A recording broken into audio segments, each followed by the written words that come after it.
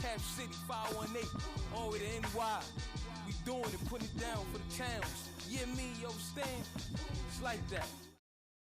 I don't know where anybody. The only time I know where anybody is when they're here. Yo, I can't. But we're gonna run it like this though. Money Talks. All right. You tuned Biatch. into the GMIX podcast, episode 8, and I got Keyzon in the building tonight. What's up, bro? What's happening, bro? So Keyzon, your name's Keyzon. That's an interesting name. How did you come up with that, or how did that come to be? Yeah, nah, it's actually Keyzon, but you know, Keyzon. See, I can't spell or say shit right. Keyzon. Yeah, nah, I just I took my first name and I dropped the SHON because my real name is Shon. Keyzon. And then I thought about like Nas and how he has his S or like his Z sometimes. So I said, let me just throw that in there since it's the brother from another borough. Copy. That's what's up. Where you from?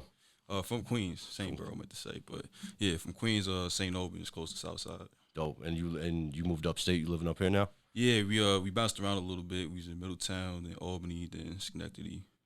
Middletown, Albany, and then Schenectady. So that's where you at now in Schenectady? Yeah. All right, that's what's up. How's it going out there? I haven't been out there in a while. It's like zombie land. Yeah, you know what? I say it's a little better than Troy, honestly. Yeah. I gotta give it that. But it's all right. It's starting to get a little bit of buzz, especially since the casino and all the traffic that came with it. So it's all right. It's not that bad. There's a lot of fire artists out there, bro, because a lot of people that record here come from Schenectady. I have a lot of people I fuck with from out there, you know what I'm saying? Yeah. And back when I had the studio out in the basement, a lot of people would come from Schenectady because it was actually closer to Schenectady than this was. Yeah. You know what I'm saying? But if you went the back roads, you'd be able to pull right up. No, I remember when I peeped the Freaker podcast, you was talking about that and how you guys were working from like back when you was doing your thing. It's almost a decade, bro. You know what I'm saying? I've been commercially open from the South Pro spot in like 2014. So I was working with Freaker from like 2010, probably 2011. So it's been a long time. You got an EP coming out, dropping tonight. What's that called? Oh yeah, I Hate Spring 2. It's a sequel to the first I Hate Spring. I Hate Spring? Yeah. Like the season? Yeah, the season. Like the backstory about it was it was like about last year, maybe 2 years ago, but it was raining a lot during that spring. So a lot of planes and a lot of stuff that we wanted to do around that time got kind of canceled. So got you. I just decided to take that theme about spring because spring is really a great musical season period as far as just the energy around spring. So I ended up just like taking the idea of spring and how I felt at that time and just making some pretty solid music. So what about the fall? Do you hate the fucking fall too? Or? I fuck with fall. Like spring and fall are honestly my favorite seasons because I'm a Gemini, so I was born in spring. So that's one thing right there. And then fall, I always had a special love for fall. That's fine. So how many tracks you got on the EP? So this one right here, we got 3. We're going to keep it the same as we did the first one, so we got 3 good ones. So many short EPs coming out lately. How many tracks you think makes a good EP? You think 3's enough? I think the attention span is super low, so I just want to give something real quick that catches the attention, and then something that's definitely going to stick out of one of the 3. Yeah, and then from there, we just continue the momentum that we get off of that. So I think 3 is a solid number for sure. Yeah. That's short to me, man. I come from the era of 20 tracks on an album and, 14 skits and 20 tracks and, it filled up a whole disc. And I like those, though. Like, I was just peeping Doggy Style, like, not too long ago, which I love that album. But just, like, the skits and stuff, it gives it a whole nother character and everything. So, I mean, you can still do it that way for sure. Times is different now because back then they was trying to sell the whole project as a unit, and nowadays everything's streaming, so it's like they making like the songs is 2 minutes and they got the replay value is worth more than the actual album sales. It goes back to that attention span thing where you got people that just digesting music like that. Like recently, like Shoreline Mafia came out with a project. Now you got like Wiz and all these other people, YG, 21 Savage coming out with shit. Yeah. So now that gets pushed to the back burner where it's like, damn, that shit just came out. Yeah. It goes by fast, man. And then again, it's oversaturated, so many people dropping, and like people just don't like. There's no more such thing as classics, really. There are, but they're not classics like the classics. Where they still playing music from the 50s and 60s, 70s, and stuff like that are still rocking today. But with hip hop, it seems like it falls off after like 5 years, and then it might come back for a little bit, but then it goes away again. Like there's not like solid classics. That's what I think. a lot of things goes to Gucci Mane for that. You know, the way he was producing when he like was first coming out, where it was just back to back to back, where it was like, damn, like this man's working. And then everybody else just started catching that trend, and you know, boom, we got what we got now. So I mean, you still find your gems, but for the most part, it's here today, going tomorrow. Yeah, as more of a personal preference rather than like a worldwide thing. You know what I'm saying? There's tracks that I think is fire that I would consider a classic, and some people never even heard it. You know what I mean? Because the speed of everything's coming out is crazy. But I'm gonna play one of your songs real quick. This one's called "Saucy." Is that the one we were starting off with? Yeah, that quick backstory on that. We're gonna drop a nice little EP again too on Halloween, where that's 5 songs on that one. Oh, so you got 2 EPs coming out? Yeah, so it's the first one to follow up I Hate Spring, because it's been about a year since we actually released something to streaming platforms. So we did the group tape with the guys, the Young Homies tape available on SoundCloud, everything. So this is something that we're gonna do on Halloween with that one right there. Copy. So I'm gonna drop this. This is Keyzon, Saucy, GMIX, coming out on Halloween. DJ Grav. Are you tuning in to GMIX Podcast, episode 8? I love Chris Rich. I feel saucy, I feel sturdy. I got a 4-piece, up in the 30. They tryna off me, shoot it like Curry. They feel salty, I feel sturdy. She feel saucy, I feel sturdy. I got a 4-piece, up in the 30. They tryna off me, shoot it like Curry. They feel salty, I feel sturdy. I got 40 on me, what the fuck it do? Gotta break struck, cause the way I move. Gotta keep it tucked when I'm walking through. Might back it out on the fucking suit. Got 9 shots for a nigga root. Then the skirt and the beam cool. I don't back down, I just get the scoop. At your mother house playing pick with this big drip, Tom Barry. I put the 4Gs on a new Porsche, I just go get the McLaren. Niggas might force me, please get them off me. New niggas, I ain't sharing. They wanna call me, fuck all the talking, I ain't nigga, no caring. Fuck it, bitch, we sharing. She feelin' saucy, I feel sturdy. I got a 4-piece, up in the 30. They tryna off me, shoot it like Curry. They feelin' salty, I feel sturdy. She feelin' saucy, I feel sturdy. I got a 4-piece, up in the 30. They tryna off me, shoot it like Curry. They feelin' salty, I feel sturdy. Money Talks. Biatch. All right, that's called Saucy. That's coming off the Halloween EP. What's the name of that EP again? To be decided. To be decided. So you don't have a name for it? Yeah, not right now. Right now, so that's not the name to be decided, because sometimes that could be a name too, you know. But yeah, that shit right there, that got that Pop Smoke 5-year foreign vibe. You think that's a new wave for New York rap? Yeah, man, it is. What you call it? My boy Mike Miller, shouts out to Wood Visuals. Shout out to Mike. That's something he's heavy on right now. So that's my manager too. So you know, he got a beat kid in mind and just say, yo, bro, these 5 want you to do something. That was at like 12 a.m. Got the writing, finished recording most of them at 3 a.m. And then we just like came here and got everything touched up. Yeah, dope. Oh, got you. That was from the other session. No, wait, I was here for that session, right? Yeah, you was here. Okay, I'm mixed bro, up. I don't never come here if you can't touch it. See, I got it mixed up with another session because, you know what I'm saying, bro? Like, if you can't touch it, Mike was just here with, I think it was his brother, and then Andy did the session, so I wasn't here for that, so I got mixed up. My bad. Yeah. What platforms you think the EP's dropping on? You got something in mind? So the Halloween one, we're going to put that one on all the free platforms. So like your Dat Piffs, your SoundClouds, your YouTubes, and then the I Hate Spring, that one's going on all platforms. So all platforms like Spotify, iTunes. Would you use to put that out, like TuneCore or something like that? We mess with DistroKid. That's what he messes with. DistroKid, that's what's up. What do you think's more important nowadays, the actual content quality of the music or the promotion behind it? You know, definitely the promo, because you could find something for anybody. You know, where it doesn't have to be a certain thing. It just be that person just messes with that person. But if it doesn't come across them, then, you know, you never get that stream. So definitely the advertisement and the promotion, right? With that. Yeah. That's like how a lot, like even like, you know, not to say, I hate saying his name, but fucking Tekashi or somebody like that. His music, you know what I'm saying? I never was a big fan, but when he came out, the promotion was fire. The way they, you know what I'm saying? They put the chicken behind his promotion, really pushed him to the top, and then once you get up there, it's just about staying in the public eye. Yeah, you know what I mean? He's a character, so at the end of the day, that was bound to. I hate saying that motherfucking name though. Snitch ass motherfucking Snitch 9. You know? Yeah. You know, we don't really big him up around here, but yeah, you know bro, I'm off that. I don't know what that is. But you know, as just using him as an example, so where the quality of music was not that great, but the promotion was great. That's you know what I'm saying. But he can't turn on your streets like Yeah, no, that's crazy the way that happened because you got your A1s, day ones, they held you down. Yeah, you make sure they straight. Of course, certain stuff happens where you might grow apart or you on a different type of time than they are. Yeah, but you still look but out see, for them. the thing with him though, bro, is he never was official from the beginning. He was just kind of like a showcase, like they showboated him to they using it to shit to funnel the money. You know what I mean? And then they made him so he wasn't really like true. He didn't live that lifestyle. He's what's his name? Like fucking Hector Hernandez or something. What's his name? I don't even know. It's something like that. Hector. Yeah, I don't even know. But you ever seen a picture of him before he was Tekashi? He's a whole different kid. But again, like if you're not solid, it's going to fold.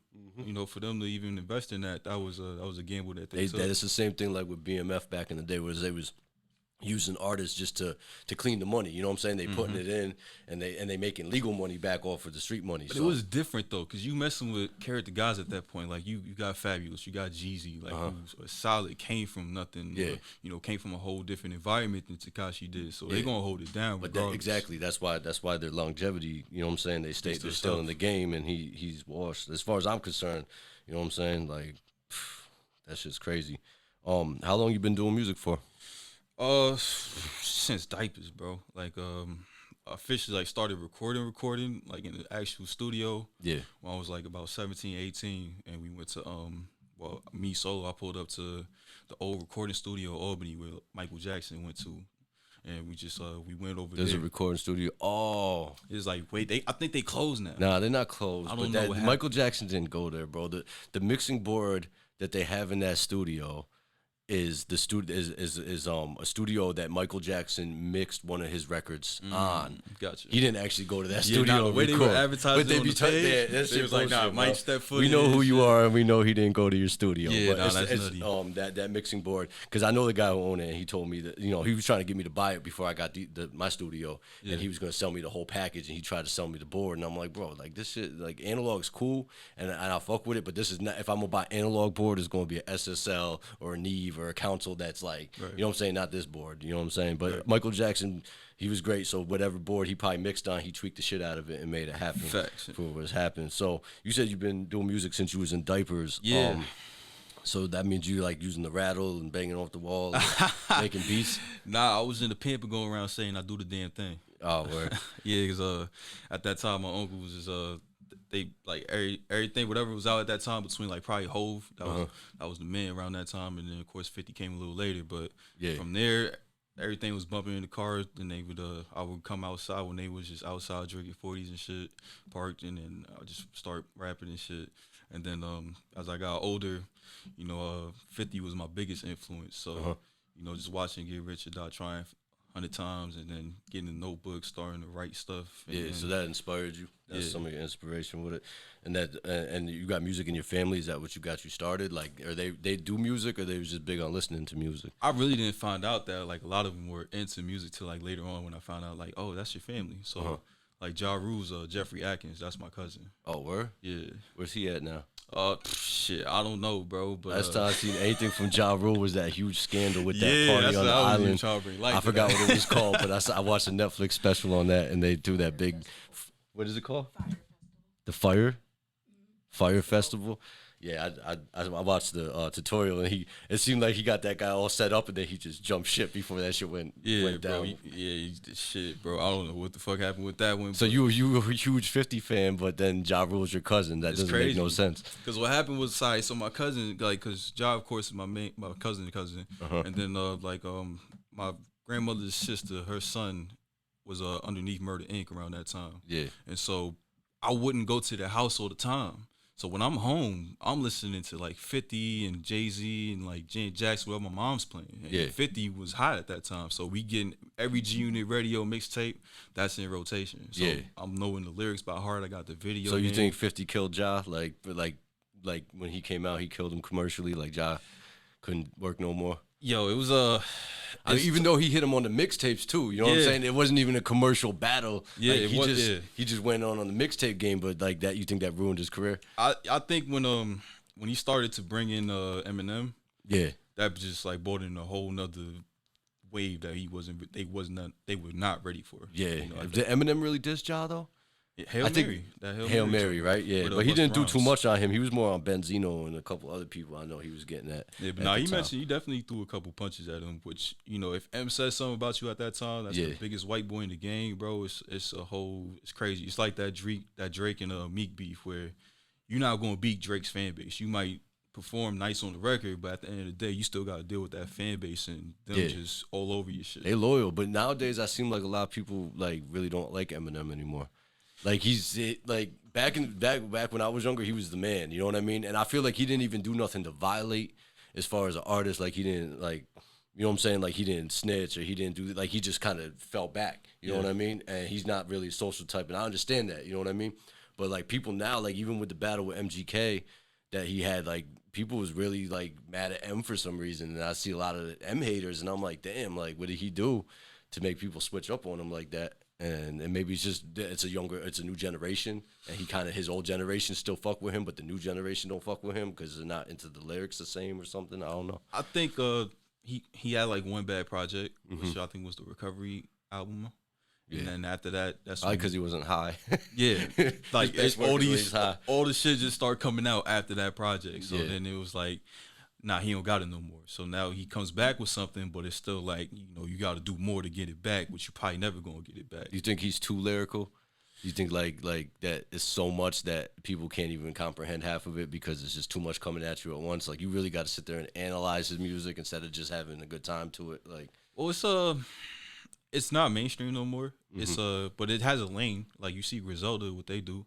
So it's like it's definitely a lane for it. It's just that lane is the mainstream fan base. Where a lot of kids today they not turning on Eminem. If he comes on something with Juice WRLD and it passes their ear, I might add that to the playlist. But at the end of the day, he's not a mainstream artist no more. Yeah, that light is over. Like right now, him and Hov are kind of in the same lane where they come around. Everybody jumps on it, but we're not going to talk about it like we used to. Yeah, no, I get you. That's facts. You know what I mean? It's weird when you see like an actual generation change. Like Juice WRLD, like, you know what I'm saying? R.I.P. Juice WRLD too, because that track was fire.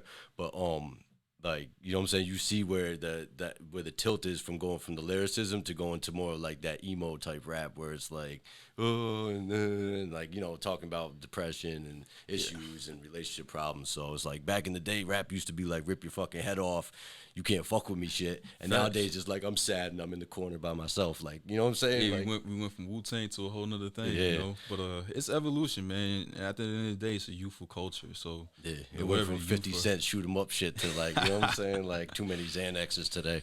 I don't know. Yeah. So who did the production for the EP? You got any local producers or shout out to my man JC808. Yeah. He did Comfortable on there, and then shout out to my man overseas in Germany, Eddie. He did the joint with Hondo, which is what's it called? I forgot the name of that joint, but I just know Hondo's on there. Shouts out to New Envy, shouts out to Sally and everybody over there. Copy. I'm gonna play this next track right here. It's called Body. You got any backstory for this one? Yeah, that's again, shout out to my man Eddie, foremost over in Germany. He just sent that one to me and was like, yo, bro, I got something for you to check out because I was just finished copping a couple, and then he said, yo, I threw this in there for you, so turn that into something. Copy. This is called Body right here. This is off which EP? That's off the I Hate Spring 2. I Hate Spring 2, and that drops tonight. And on what platform? Again, available on all platforms of Spotify, Apple Music, YouTube, everything. Dope. We got Keyzon in the building. This is GMIX Podcast Episode 8. Let's go. Hey, it's another one of them teams. 2020. Let's get it. Hey, you already know it's Mr.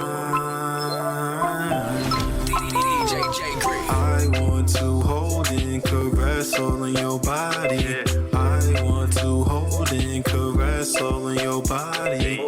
I want to hold and caress all in your body. I want to hold and caress all in your body. You can do whatever you want, girl. I just wanna show you that it's your world. Real nigga, I ain't got a front, girl. You know that you got it, you go, girl. I see your new bag is Celine. Your heels is Giuseppe, that's me. I need you to join on the team. Live every day like you were stuck in a dream, girl. I want to hold and caress all in your body. I want to hold and caress all in your body.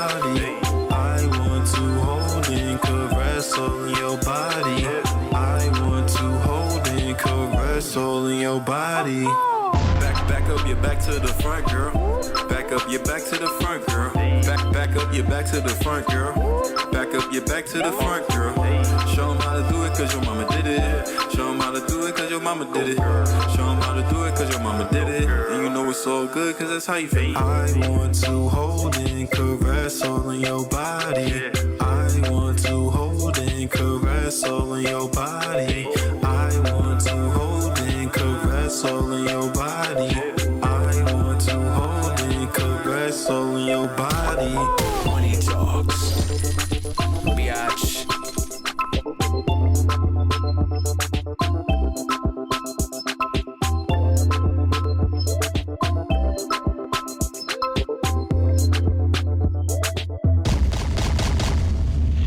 This is a nice dance track right there. It's got a little like maybe calypso reggae type feel to it.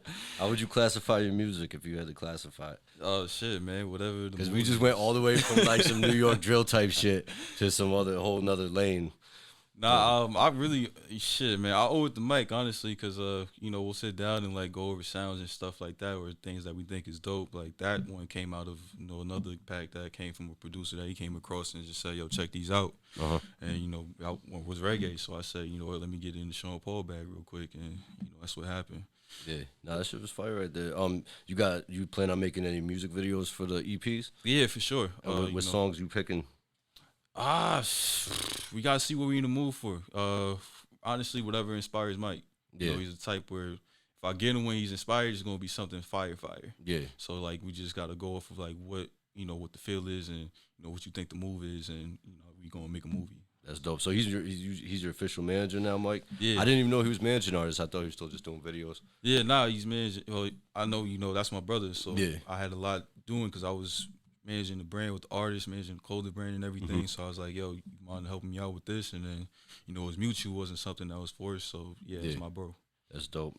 Let's see. Normally you bring me the songs to mix and you record them yourself. Yes. What do you some of the advantages and disadvantages to doing that? Some of the advantages, disadvantages, because one thing, you save time. Save money for sure, because you know what you're coming with, you know exactly what you're getting and who you're getting it from, so you have an idea of what that's going to turn out to be. Disadvantages, sometimes you might not know exactly everything at first, where it's like you could have, like that a little bit of bass is missing out of this microphone, might want to go with this mic, or this right here, you got to make sure you record it this way if you bring it so it's a little bit easier. So like certain as far as getting the technical issues out of the technical things. But as far as creativity wise, like it gives you more time to like play around or write on the spot than being on the clock in the studio. Right, like you wake up in the crib and you could like go to the booth and just like lay this down, or if you feel like you want to do a certain part a certain way and you're not happy with the take, you're a perfectionist, you can spend that hour or so just making sure you're doing it right and just keeping whatever sounds right. So where normally I'd be as annoyed as shit, like why aren't you not ready with this? Facts. Like if you come into the studio, it's different. You got to come prepared. You got to come with a mindset where it's like, I know I'm coming to here to lay this down with this person, so I need to make sure I come in here with this type of energy and have my shit together. That's why I got Tony in there tracking for me now. Tony he'll sit there and record the same line 47,000 times where I'd fucking lose my mind. I peeped that. I was like, he's smart. You know what he's doing. Yeah. Nah, Tony came a long way though, man. When he came, that's my guy. We got some stuff in the bag that with Matt that we gonna drop pretty soon too. Yeah, he could rap too. You know what I mean? Yeah. He's just got to get his project together. But he been so busy over here with the sessions with me, man. It's like I got him working every day. So I know it's gonna be some shit when it come along though, because he's one of those guys where like he's always he spit fire, bro. Yeah, it's never enough. So it's always gonna be some shit. Yeah. What else I got for you? Halloween's coming up soon. So what's your favorite scary movie? Probably Halloween, man. Halloween. Michael Myers, the original shit, or the new Halloween's coming out? I gotta go with the original, and then the I fuck with the one that they had in like, what was it, 08 around that time. That one was pretty solid, but like the original probably. Like me and my girl, we just rewatched the Friday the 13th series and Nightmare on Elm Street, like the original ones, because she never peeped it before. So I was like, nah, you gotta check it out. These are classics. I think I seen I don't know where I seen it. Somebody posted a link and it was like Jason and Michael Myers fighting in the woods. Is that actually a movie? Like I don't know. I just know I wasn't impressed with the Freddy versus Jason. Yeah, it definitely had a lot missing from it. But this was Jason versus Michael Myers. See, it's tough because you look at each of those guys separately. Great platforms, great series. By themselves, magnificent. When they start coming together, it's too much. It's not. They don't live up to the hype. I think we got let down by that first one. So now, if they do that together, I'm not interested. Well, you know what? I think the biggest problem with the villains fighting each other is none of them talk except for Freddy. So there's no dialogue. Right. So then you see these two guys, and all they're doing is wielding machetes and fighting each other in the woods. But like, there's no actual content to the movie. It's like nobody. Basically with me, like I like horror movies and stuff, but horror movie like gore is cool. But I like mystery and suspense more. You know what I mean? I like something that's gonna make me think, or make a nice plot twist, or something that's gonna keep me interested in the movie, rather than just watching people fight and chop each other up all day. Like that's like like Texas Chainsaw Massacre. Yeah. It's cool, but it's like how many times you gonna make the same movie over and over, and not have any like actual content that like is interesting. You know what I mean? And how many those two like they don't talk. They just like that's what I mean. So it's a whole movie, and the only dialogue's coming from these shitty actors that they got in the movie. And not actually from the main character, so it makes it different. You know what I mean? That's a whole fact. Do you have any other crafts that you do besides music? Yeah. What you call it? We just started a podcast. Me and my friend Roy and my friend Joe. They always, every time I see them, we talk about sports or whatever's happening. So I said, you know what, you both got character, and I want to turn this into like a podcast. And then we started Prolific Culture. That's just started on YouTube, looking to other media outlets and stuff and getting that out there. But that's dope. Yeah, look into Apple Podcasts and Spotify. I just got the GMIX boosted on there. So nice. And I think I use RSS for the main promo page, because once you get the RSS feed, you can post it anywhere. And if it's a valid feed, that a lot of these major companies are going to pick it up. And if you guys need a good podcast studio, I know of one. So just, holler at me. Yeah, right now, this is the first time seeing this joint. I remember you was always talking about it, and then I saw it online. But yeah, it's not actually first time in it. Solid. But yeah, we've been doing a Zoom call because one of the members got like a busy schedule, so we don't know if he's at his job or what. So if he got to set up with the laptop at work, do that, or with the Zoom. But I feel for sure, you. Bro. That's how a lot of people doing it. You know what I'm saying? But we built the studio here, so if people don't have their own equipment or don't have a Zoom call, you want to book a podcast, holler at us. You know what I'm saying? Capital Mixer Studios, JGI Media. You know what I'm saying? Nah, for sure. Just gotta throw my plug in there real quick, bro. You already know. What you I'm gonna play another track. This is right now. This is which EP is this off of? I Hate Spring too. That's another one. It's another one. Yeah, we only gave one off Halloween. We ain't giving no more. Got you. So that one's gonna be spooky and sneaky for everybody. All right, this was GMIX episode 8, and right now Keyzon in the building. DJ Grav. Everybody to report to the gospel of yes. I need you right now. I need my top down. I need you in coops. I pick you first round. I need you right now. I need my top down. I need you in coops. I pick you first round. I need you right now. I need my top down, laid up at the beach house. Make love to the sundown, yes. They don't understand how we do, girl. They mad that you in the coupe, girl. I don't need to ask what to do, girl. I know how you feel in your groove, girl. I just remind you that you a dime, boo. Know they all want you. I take the time to give you a sign, boo. All in your prime, boo. If they front on you, then they out they mind, ooh. Fuck them other hoes, you a queen. More facts, more fire. And this is how you really need to see, cause I got you, it's nothing, it's how it should be, girl. I need you right now. I need my top down. I need you in coops. I pick you first round. I need you right now. I need my top down. I need you in coops. I pick you first round. I need you right now. I need my top down. Laid up at the beach house. Make love to the sundown, yes. That's dope. I noticed that when you got the auto-tune going, do you like to make a lot of auto-tune tracks, or it's just far and few in between? Or? Depending on the sound, honestly. Like a lot of that was one of my favorite artists is Janet Jackson, and I love her harmonies in the background. So that was like something I wanted to include in those couple of songs right there. But Yeah. it just depends on like whatever I get, whatever's inspired to me, the sound, whatever it calls for. You know, that's what we doing on. So what are some of your musical influences? So all over the place. I could tell by the song tracks. We had the New York drill, and then we had the type of reggae tone, or reggae, not reggae tone, but reggae type track, and then that had a little reggae feel to it. Yeah, no, that's for sure. But then we threw the auto tune in for a little extra effect. Yeah, no, it's like, again, 50 was the first one. You know, I was my guy. After that, like middle school, high school, around that time, like ASAP Rocky, Kid Ink, YG, Nipsey Hussle. In college was like Dom Kennedy, and then you know, newer guys like I like Pop and I like Favi.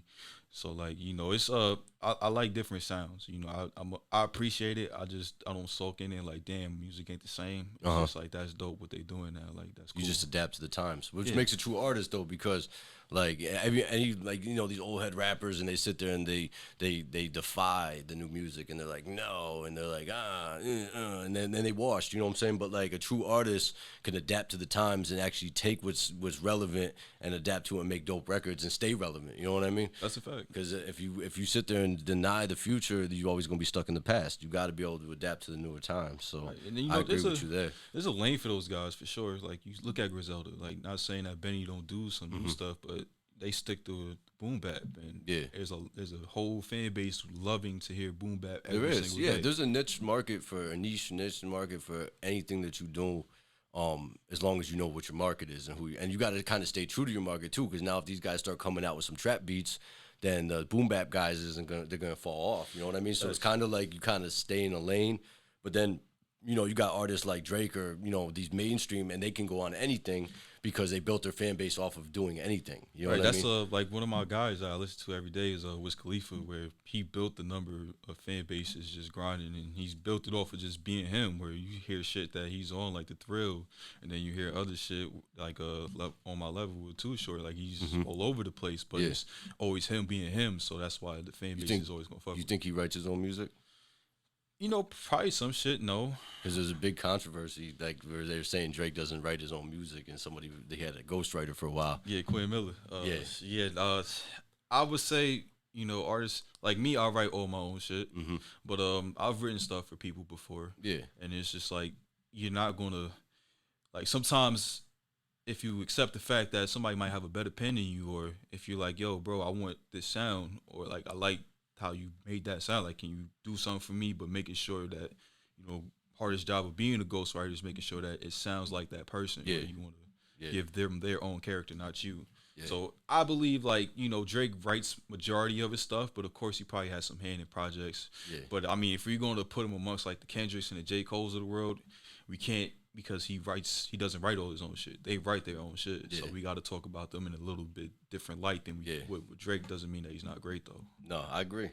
But I think what separates him is just be able to again switch his style up, or be able to sing, or be able to rap. But he do got fire bars, and that's where people like they be shitting on Drake, like, yo, he's his, you know, oh, he's too singy, but, you know, he could really rap. So he's one of those guys. Think that other dude is sitting there throwing him some of them bars, you know what I mean? Probably, you know what I mean? If you got a studio full of people, and you coming up with stuff, and you get stuck or something, somebody bound to help you out. For sure. At least he gave credit, like it's in his credits of his album. It's not like he's hiding the shit. Yeah. It's just that somebody's always trying to lurk and troll. You know what I'm saying? It's like the LeBron Jordan conversation, where, you know, we're never going to appreciate what he does now because.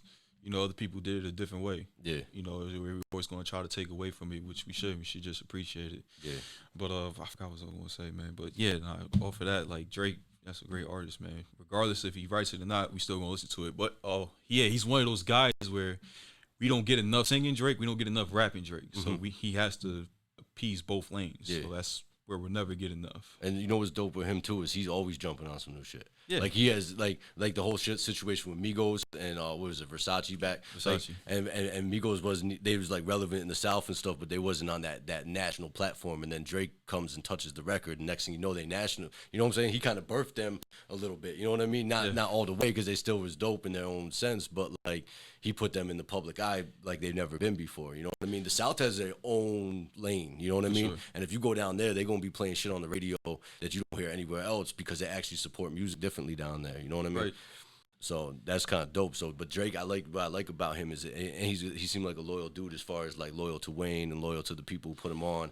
And he don't, you know what I'm saying? As much as you could say, oh, he's from Degrassi or he's this or he's that, he's not nowhere near as bad as like, you know what I'm saying? Like. You know, name shall not be mentioned. Yeah, you know what I'm saying. You know where I was going with that one. Yeah, but you can't. You know, what you gonna say? So he's, you know, he started off on Disney Channel, big fucking deal. You know what I mean? It's like not where you start, but it's where you at now. What he does too, like he bigs up. Like if you look at it, he gives that cosign, right? That helps him out in a way too, because now he's tapped into a whole nother fan base that probably never listened to him before. Like, you know, probably listened to him. At but the point that he did Versace.